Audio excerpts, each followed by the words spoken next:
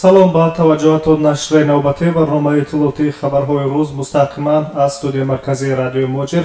имрӯз душанбе 16 ноябри 2020 сол аст.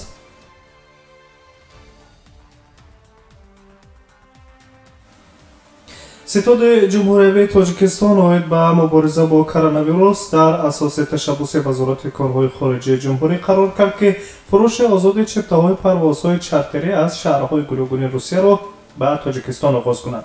хабари мазкур баъд аз зуҳри шанбе расонаӣ шуд, аммо раванди татбиқи он аз имрӯз душанбе 16 ноябр оғоз ёфт.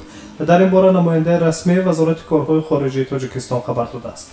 طبق اطلاع وزارت کارهای خارجه جمهوری، حالا برای خرید چپتا برای پروازهای صادراتی به سفارتخانه و کنسولگری‌های گنرالی تاجیکستان در شهرهای روسیه ثبت نام کردن لازم نیست. تمامی رسمیات مستقیما در خزینه‌های چپتا فروشی شرکت سامون ایر عملی کرده می‌شود. با گفته رهبر اگنتی اویاسیای شهروندان تاجیکستان اکرام سبحانزاده، نرخ چپتا در حال حاضر 395 یورو را در بر میگیرد، ولی در این روند تغییر یافتن نرخ چپتا نیز شاید به میان آید، چون در بازار اسعار نرخ یورو و دلار در یک سطح قرار نمیگیرند که به واسطه به همه روندهای اقتصادی جامعه جهانی تاثیرگذار است. در ادامه وزارت کارهای خارجه مملکت خبر داده است که در آینده نزدیک فروش آنلاینی چپتاهای پروازهای چارتری از روسیه به تاجیکستان نیز راهاندازی کرده میشوند. همچنان تاکید می‌گردد که همه شهروندانی که به تاجیکستان وارد میشوند باید شهادتنامه موجود نبودن سرایت کرونا نوع کووید 19 را با خود داشته باشند که نه دیرتر از 4 روز تا آمدن به دوشنبه تهیه کرده شده باشد. این محدودیت‌ها نسبت کودکان تا 3 ساله تطبیق نمی‌شود.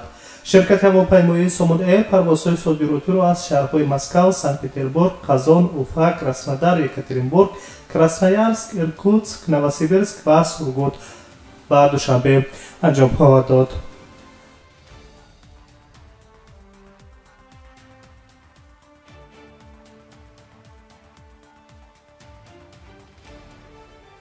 شما خبرهای این ساعت را مستقیما روی موج رادیوی مهاجر میشنوید. در مسکو میمونیم و میگذاریم به خبر دیگر.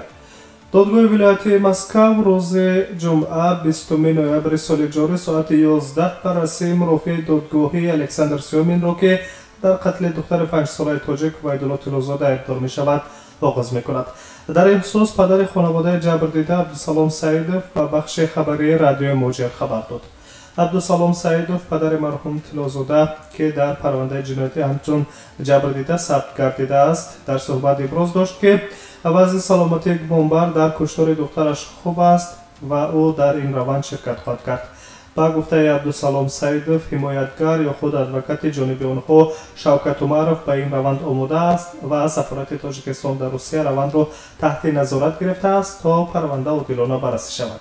در همین حال از پلوس از قول حمایتگر شوکت عمرов می‌نویسد که طبیبان وضع سلامتی گمانبر را قناعت بخش ارزیابی کردند و در این رابطه به او شهادتنامه سالمی داده شده است.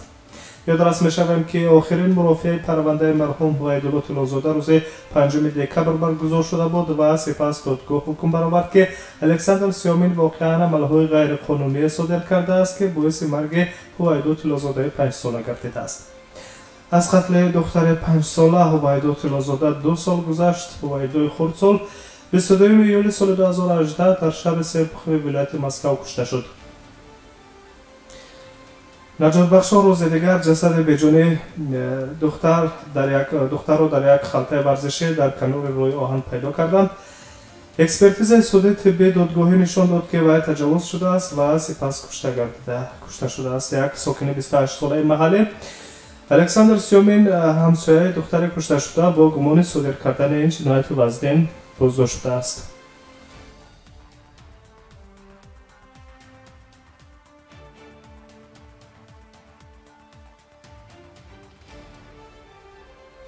ادامه خبرها و به موضوع دیگر بگذاریم. حکومت روسیه میتواند ورود مهاجران را به ساختمان‌های روسیه اجازه دهد. در این باره معاون رئیس حکومت روسیه مراد حسنولین در یک نشست که به وضع کنونی ساحه ساختمان و منزل در روسیه بخشیده شده بود به روزنامه‌نگاران اطلاع داد. با گفته معاون رئیس حکومت روسیه، حالا یکی از مشکلات کلیدی در ساختمان‌ها نارسایی نیروی قوه کاری است. در روسیه مهاجران زیاد کار میکنند و وقتی که محدودیت‌ها جاری شدند بعضی آنها به وطن خود رفتند ولی برگشتن نمیتوانند. از این رو مشکل نارسایی ذخیره‌های مهنتی واقعا تناسب گسترده پیدا کرده است، گفته است مراد خوسنولین، معاون رئیس حکومت فدراسیون روسیه. و افزوده است که بسیاری ها با درخواست گشودن مرزها برای مهاجران به حکومت مراجعت میکنند، اما تا به اعتدال آمدن وضع کرونا ویروس هیچ خطری ندارد. حکومت امکانات جستجوی ورود مهاجران را در حد اقل بررسی دارد. همه تحلیل ها و درخواست های کارفرمایان با تصدیق وزارت ساختمان به حکومت آورده شدند و در روزهای نزدیک هیئت حکومت به خلاصه نهایی خواهند آمد. علاوه داشته است معاون رئیس حکومت فدراسیون روسیه. تاکید گردیده است که صرف نظر از وضع پنجشنبه کرونا ویروس به شرافت دستگیری دولت لایحه‌های ساختمان می‌افزاید و قوه کاری از حساب مهاجران مهنتی خاصتا از کشورهای آسیای میانه نمی‌رسد و این خلاف احساس می‌شود. علاوه داشته است مراد خوسنولین، معاون رئیس حکومت فدراسیون روسیه.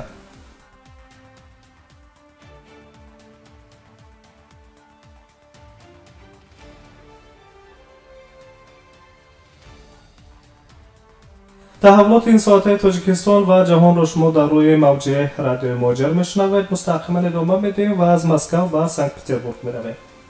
روز 12 نوامبر در شهر سنت پتربورگ روسیه 3 نوروز دو خواننده 17 ساله مکتب رقم 30 شهر سنت پتربورگ و یک خواننده 16 ساله تکنیکوم هفته سرویس شهر سنت پتربورگ با گمان رسانیدن ضرر جسمانی به یک مهاجر بازداشت شدند. خدمات مطبوعات سرریاست وزارت کارهای داخلی اوید به شهر سنت پتربورگ و ولایت لنینگراد روسیه توضیح داده است که نوسان برای صادر کردن حقوق ویرانکنی مأموری بازداشت شدند، اما روشن گفته نشده است که با عیبدارکنی بند کدام مقررات. اما مقامات تفتیشاتی پس از بازپرسی علیه نورسان بازداشت شده برای حمله و چند فراش حولی رو به مهاجر که ماه اکتبر سال 2020 رخ داده بود پرونده جنایتی باز نمودند. طبق اطلاع نورسان راهزن در بعضی حالتها از جلب دیدگان پول طلب کرده گرفتند که برای انجام چنین کردارها نورسان را تا 10 سال زندان تهدید میکند.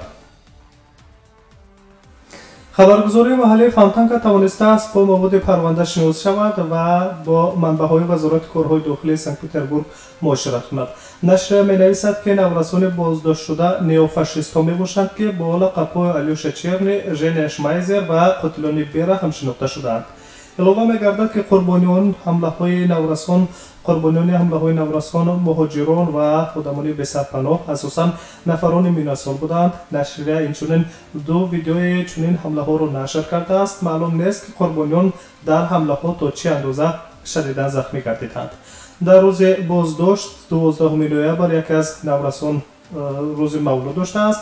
در این روز بنا به معلومات فانتانکا آنها نقشه تازه کردن سنت پتربورگ را به قول از غیر روسا داشتند. شامگاه نورسان در متروی کیروسک زواد واخورده چند نفر را لاتوکوب کردند. پس از بازداشت آنها به پلیس گفتند که یک جوان با لقب گستاپو به آنها پیشنهاد کرده است که چنین عملها را اجرا کنند، اما خود او به عملیات به قول تازه‌کنی از غیر روسا شامل نگردیده است. حالا در نسبت گمانبران کارهای تفتیشاتی ادامه دارد و شخصیت همه آنها پر معین گردیده است.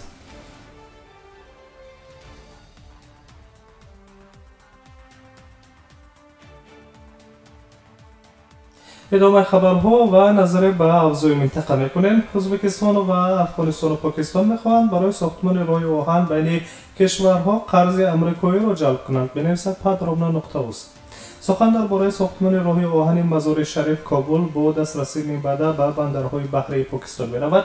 این تشبس از فرمان پرزیدنت ازبکستان شوکت میرزیویف درباره چراهای توسعه منبعده و تحکیم همکاری‌های اقتصادی با افغانستان به رسانه‌ها معلوم گردیده است. در این میان ازبکستان تصمیم گرفته است که یک گروه کاری ویژه را تأسیس کرده تا آخر ماه نوامبر با مذاکرات آغاز کنند. طبق نقشه معاهده برای به انجام رسیدن محاکمه‌ها با جنوب‌های افغانستان و پاکستان برای تهیه مسیر راه آهن میان کشورها به نقشه گرفته شده است. پس از همه تصدیق جانب‌ها تا آخر سال 2020 ازبکستان، افغانستان و پاکستان درخواست مشترک برای جلب مبلغ از کارپراسیون مولوی ایالات متحده آمریکا باید به رشد بین المللی و دیگر تشکیلات مولوی بین المللی جهانی برای سرپرستی لایحه را ارسال می‌کنند.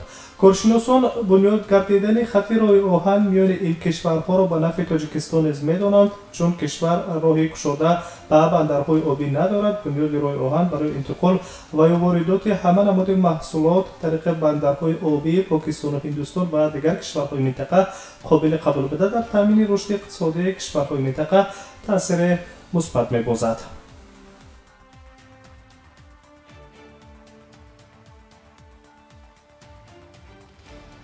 شما خبرهای این ساعت تاجیکستان و جهان را مستقیما در روی موج رادیو موجر شنیدید. خوش باشد و در ساعت‌های بعدی انتظار خبرهای تازه از رادیو موجر بمانید.